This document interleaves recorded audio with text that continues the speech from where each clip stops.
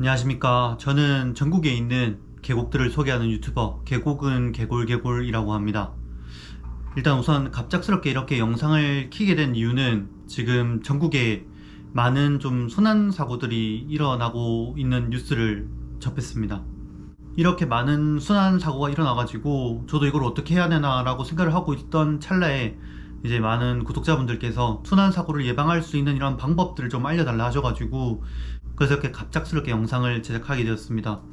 뭐 제가 이렇게 알려드리면 좋겠지만 저는 주로 물놀이를 하는 입장이라서 제가 아닌 조금 이제 뭐 해난에서 일어나는 각종 뭐 이런 사건 사고들을 다루는, 그래서 이런 해난 구조에 좀 특화된 분께서 옛날 제 영상에 나오셔서 이렇게 뭐 안전에 대한 부분을 다뤘던 영상이 있어요. 그래서 그 부분을 다시 한번 보여드릴 거고, 특히 물 사고가 언제 일어나냐면 장마가 오고 난 이후에 유속이 되게 빠르게 흐르고 그리고 와류가 생겼을 때 이런 사고들이 많이 일어나거든요. 그래서 비가 오고 나서, 특히 장마가 오고 나서 계곡이 얼마나 위험한지를 한번 보여드리고, 이런 좀 위험한 상황에 처했을 때 어떻게 대처하면 좋을지 이걸 한번 같이 보여드리도록 하겠습니다.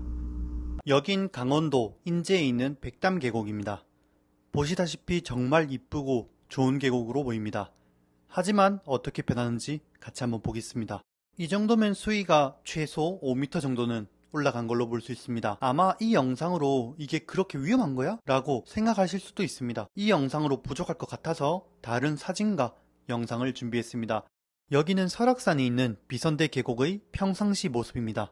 보시다시피 이렇게 이쁘고 정말 좋은 계곡입니다.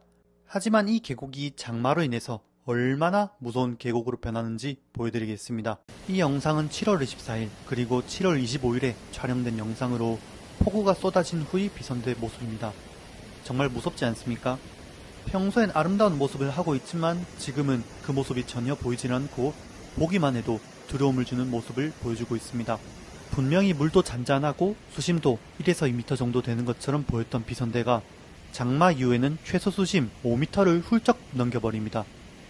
뿐만 아니라 유속도 상상 그 이상으로 거칠고 빨라 발만 살짝 담궈도 휩쓸려 내려갈 것 같습니다.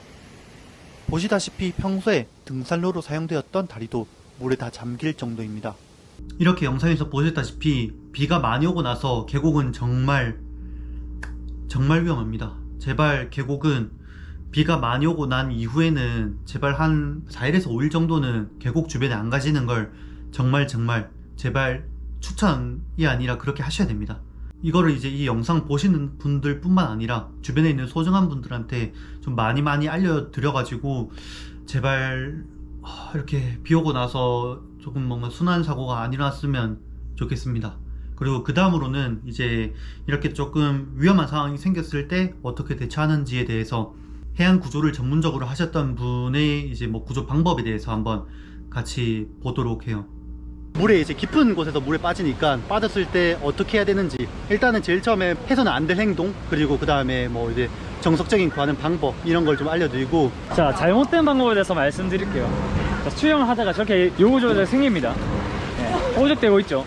그럼 이럴 경우에 보통 친하니까 혹은 소중한 사람이니까 사람들이 생각하기에 먼저 이렇게 몸이 먼저 들어갑니다.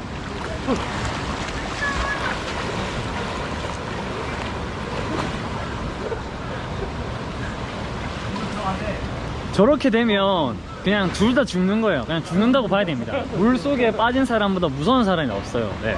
그래서 여기는 잘못된 방법. 실전적으로 이제 요구 조절가 그때 누군가 빠졌을 때 대처 방법에 대해서 말씀드릴 건데 정말 잘 들으셔야 돼요. 사실 오늘 하는 방법이 전체 요구 조작 혹은 순환 사고의 90%를 다 커버할 수 있습니다. 뭐 SSU건 뭐 해양 경찰 특공대건 필요 없어요. 이 몇 가지만 지키면 누구나 충분히 소중한 사람, 옆에 있는 사람, 사랑하는 사람 구할 수 있습니다. 자, 요구 조작 보호적 대주세요. 지금은 촬영 환경상 제가 물에 들어와 있는데 사실 여기가 육지를 생각해 주셔야 돼요. 아예 처음 들어갈 때부터 안전장비를 차고 들어가세요. 지금은 제가 던져서 구조한 것처럼 보이는데 그냥 아예 처음부터 이 조끼라든지 튜브라든지 들고 있어요. 들고 들어가세요.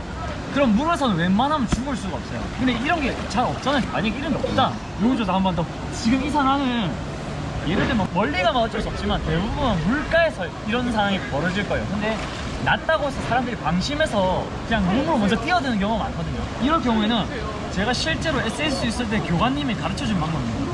보통 옷을 뭐 벗고 있는 경우도 있지만 입고 있는 경우도 마찬가지로 예시가도 많이 입고 있으니까 이거를 벗어서 잡으세요. 그냥 여기서 드리고 싶은 말씀은 구조할 수 있는 물 밖에 있는 사람은 절대 물 속에 들어가면 안 된다는 겁니다. 절대 아무리 사랑하는 사람이라도 물 속에 절대 들어가면 안 돼요. 그게 철칙이에요. 그래야 구조하는 사람도 살릴 수 있고 여러분도 스스로 살 수가 있어요. 네. 자, 룰 첫 번째, 안전장비를 차고 들어간다. 그럼 문제 절대 없어. 근데 없을 수가 있어. 그냥 간혹 가다가.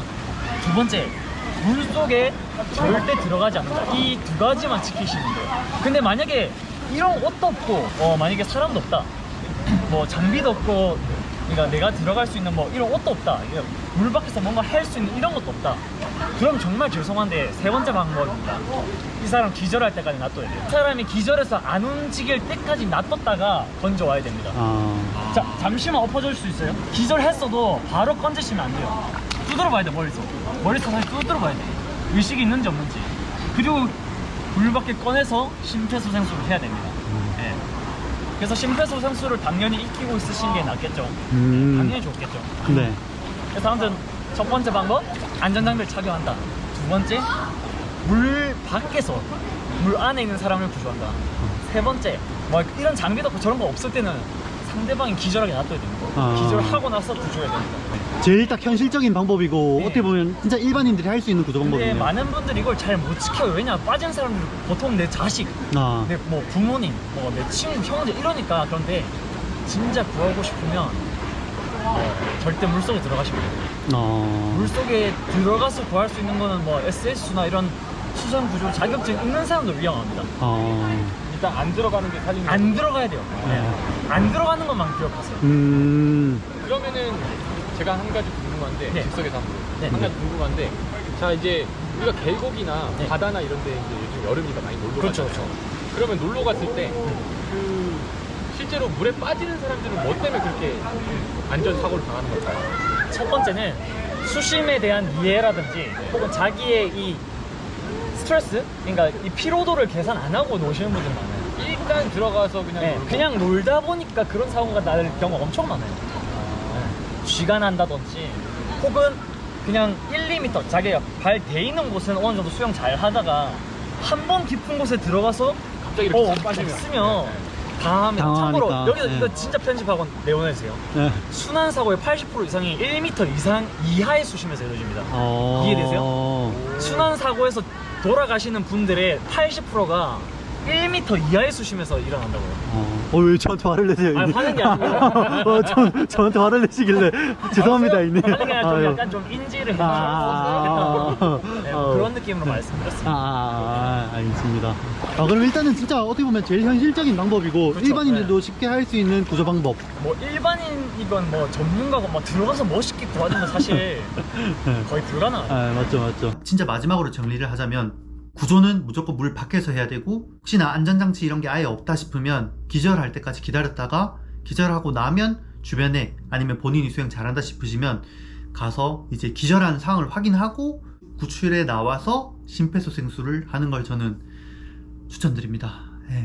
지금 많은 순환사고가 일어나는 거에 대해서 되게 뭔가 가슴 아프고, 앞으로 좀 이런 영상을 주변에 많이 좀 소중한 분들한테 알려드려가지고 이런 사고들이 안 일어났으면 좋겠다는 바람에서 영상을 제작하게 되었습니다. 그러면 앞으로 순환사고가 좀 많이 줄어들었으면 좋겠습니다. 이상 계곡은 계곡이었습니다. 감사합니다.